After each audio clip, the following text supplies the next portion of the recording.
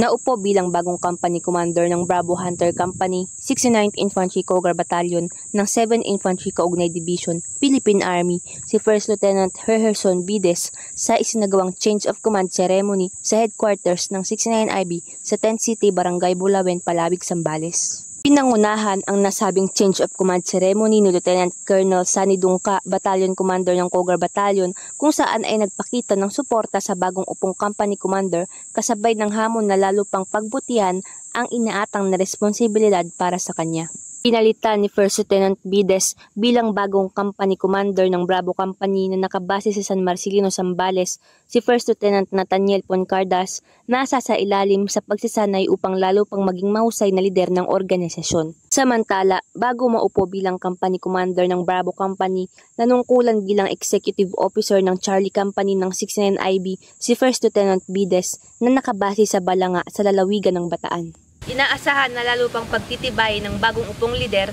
ang ugnayan sa lokal na komunidad at lalo pang paiigtingin ang pagtataguyod ng kapayapaan sa lugar na nasasakupan kasabay ng pagpapaabot ng mga serbisyo mula sa pamahalaan para sa mga lokal na mamamayan. Mula dito sa lalawigan ng Zambales, si Justin Ann Audencial ang inyong kaugnay.